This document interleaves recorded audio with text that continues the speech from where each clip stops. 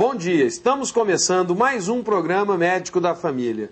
Hoje, dia 18 de abril, segunda-feira, vamos iniciar esta semana falando sobre depressão infantil. Um problema bastante comum, mas ainda pouco conhecido pelos pais. Exatamente.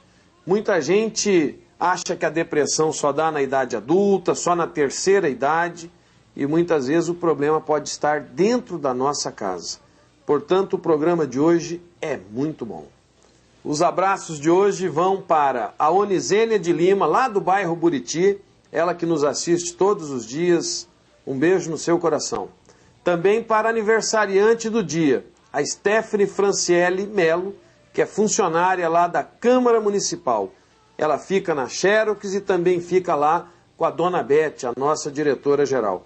Um abraço, Stephanie, que Deus continue te iluminando, você que é jovem, que está demonstrando bastante afinco no trabalho, que Deus possa te iluminar junto aos seus familiares, extensivo a seu pai, nosso amigo e todos os seus familiares. A depressão infantil é um problema tão comum quanto a depressão em adultos.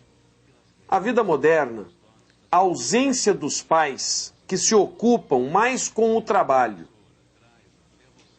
e deixam os filhos aos cuidados de terceiros, como, por exemplo, as babás, as vizinhas, familiares, às vezes, cuidando dos seus filhos, tem contribuído para o aumento de casos de depressão na infância.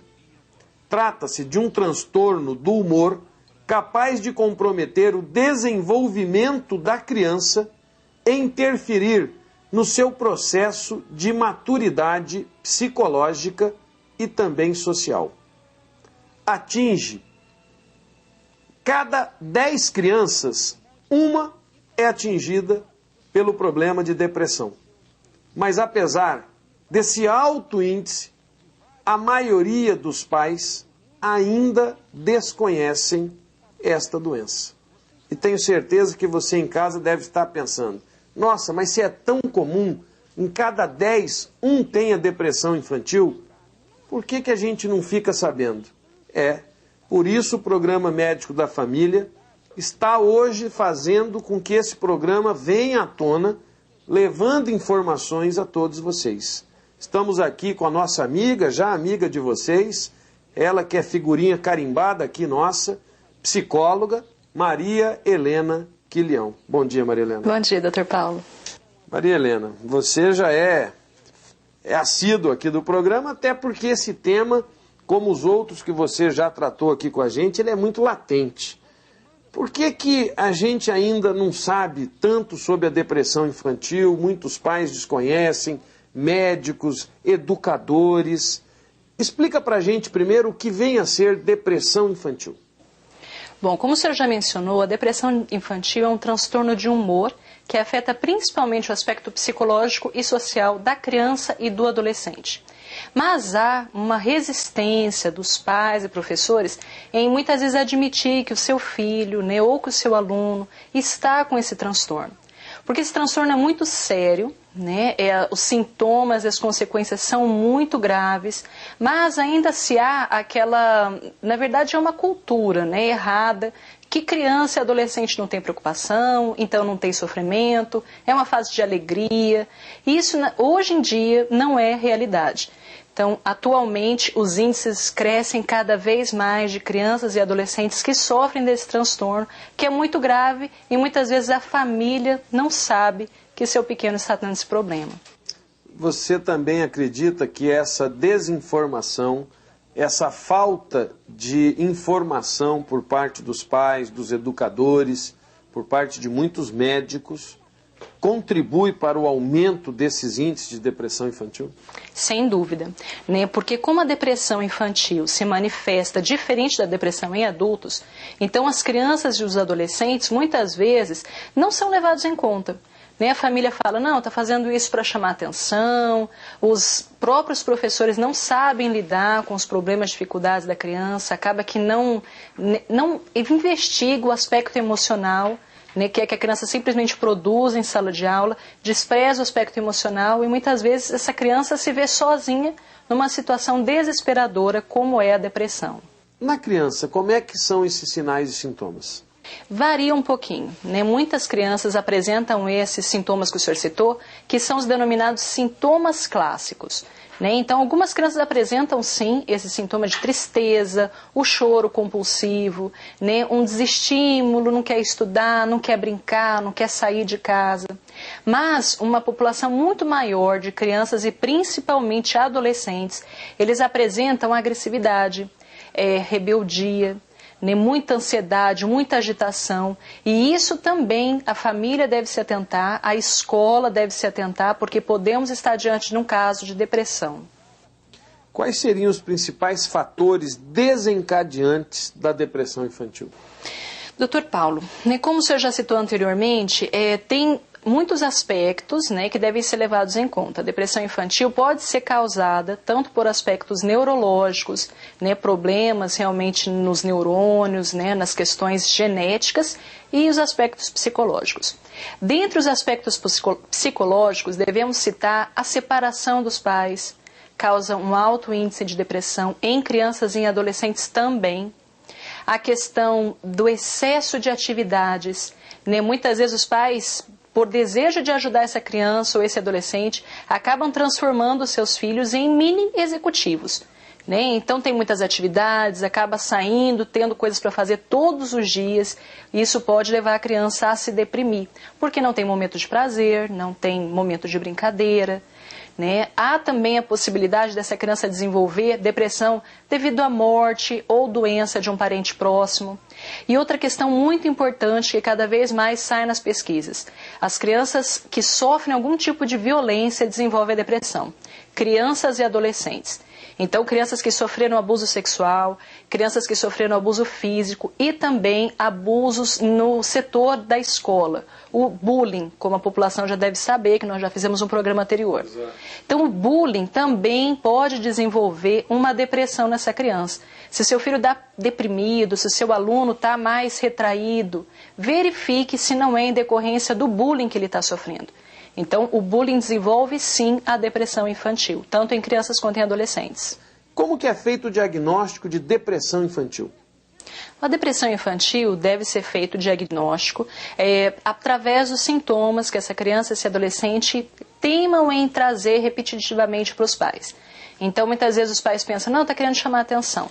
Porque a criança reclama de dor de cabeça, dor no estômago, enjoo, náuseas, né, tristeza, um humor instável. Então, uma hora essa criança está rindo na frente da TV, na outra hora está chorando no quarto.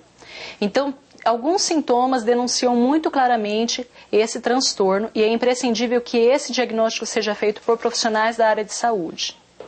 Tá aí, ó. Então a gente já tem como diagnosticar. E eu pergunto para a doutora Maria Helena Quilião: existe cura para a depressão infantil?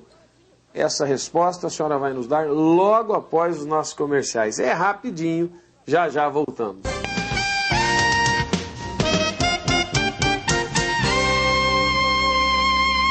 Estamos de volta com o programa Médico da Família. Eu disse que era rapidinho porque o tema é muito importante. Estamos falando da depressão infantil com a nossa amiga psicóloga Maria Helena Quilião. Doutora Maria Helena, eu lhe perguntei no bloco anterior e as pessoas em casa devem estar ansiosas pela sua resposta, até porque é um tema pouco discutido, pouco anunciado para a população e hoje muita gente deve estar preocupada em casa. Existe cura para a depressão infantil? Existe sim, desde que diagnosticado precocemente. Quanto antes você perceber que o seu filho, criança ou adolescente, está apresentando algum problema do comportamento, né, ou muito triste, ou muito agressivo, tome cuidado. Né, foi feita uma pesquisa anteriormente que, em 1995, né, na Santa Casa de Misericórdia, no Rio de Janeiro, uma pesquisa denunciou que durante um ano foram atendidas, de 100 crianças, 76% tinha problemas emocionais. E de cada 3, uma tinha depressão infantil. Crianças e adolescentes. Então a cura é possível sim, desde que seja feito um diagnóstico precoce. É imprescindível que o tratamento também seja levado muito a sério, né? Muitas vezes os pais não entendem que tratamento de remédio ou muitas vezes na terapia é algo prolongado. Seu filho não vai ter a cura de hoje para amanhã.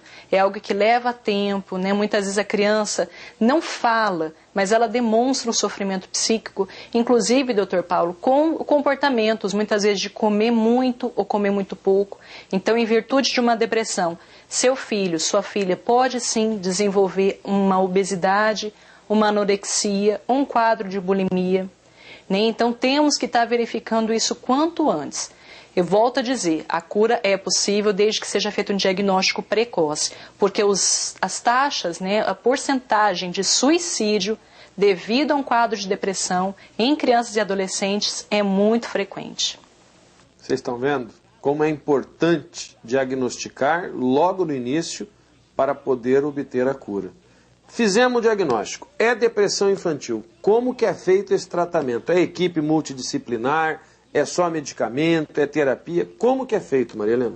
Deve ser feito com uma equipe multidisciplinar, né? É importante essa criança passar por um médico que possa estar indicando o antidepressivo, né? Mas esse antidepressivo não vai resolver a depressão se ela não tiver em tratamento psicológico. Então, o tratamento psicológico é imprescindível. Muitas vezes até a cura é obtida sem o medicamento, sem o antidepressivo. Mas a terapia é muito importante, não somente para a criança, doutor, ou para o adolescente, mas também para os familiares. A importância dos pais nesse tratamento é fundamental e na prevenção também da depressão infantil. Existe a participação dos pais? Sem dúvida. Eu vejo que uma família que há uma estrutura de pais presentes, pais que demonstram amor, né? Muitas vezes os pais amam, mas acaba que não demonstram para sua criança, para o seu jovem, né? Às vezes, num tom de brincadeira, critica ou muitas vezes humilha. Então, se há pais conscientes, amorosos, que demonstrem o seu afeto pelo seu filho de modo positivo, muitas vezes essa criança não vai entrar em depressão. A prevenção é muito complicada, né? Porque, na verdade, pais não têm como evitar crises que podem acontecer e levar à depressão, como, por exemplo, a morte de um avô. Né? Muitas vezes a criança cai em depressão por conta dessa morte. Então não tem como os pais evitarem, mas se a família estiver engajada, realmente essa criança vai sair deste quadro de depressão muito mais rapidamente. Mas no caso, por exemplo, da morte de um ente querido, Maria Helena, se houver esse engajamento, se houver uma explicação, se houver uma participação, até para que você coloque. É claro que uma criança com discernimento, ou um adolescente, um pré-adolescente, ele já entende, né? E coloque, explique para ele, até uma separação. Você não há necessidade de ter uma depressão, né? Não necessariamente todo mundo que separa vai levar o filho a uma depressão. E nem toda morte vai ter uma depressão na criança ou no adolescente.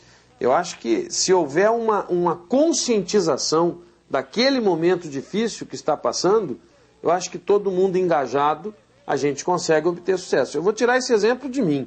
Eu perdi meu pai há 1 ano e meio, eu tenho uma filha que era muito agarrada com ele, a Maria Clara, e a gente conversou, explicou, ela acompanhou o sofrimento do meu pai ao longo de 1 ano, e ela conseguiu entender, ela conseguiu superar, né? Claro que ninguém quer dizer que a morte é o melhor. Lógico que não. A gente nunca quer que a morte seja o final daquilo que a gente está atravessando. Mas você tem como orientar, pelo menos, para que não se caia numa depressão, não tem? Sem dúvida. Mas, né, eu creio assim, o senhor é um homem que é um profissional da área de saúde. Sim. Sabe lidar com esses problemas, com esse imprevisto, lida com a questão de morte, de doença.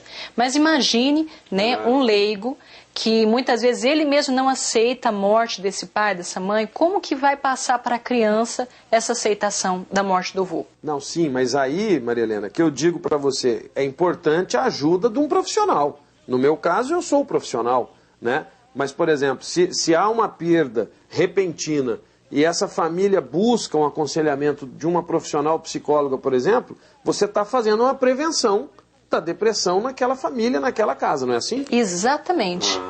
Inclusive, né, vamos supor assim, um caso de doença na família, doença terminal. prepare a família, leve sua família, às vezes para uma terapia em família, para lidar com essa perda, para saber elaborar esse luto que vai acontecer. A separação, ninguém vai falar, antes de separar vou procurar um psicólogo para conversar com os meus filhos. Não, não é isso.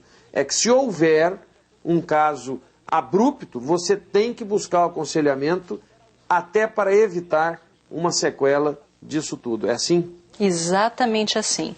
Uma questão muito interessante que o senhor falou é que, muitas vezes, nessa questão de crises, o que acontece? A família não trata, acredita que essa depressão na criança e no adolescente é passageiro.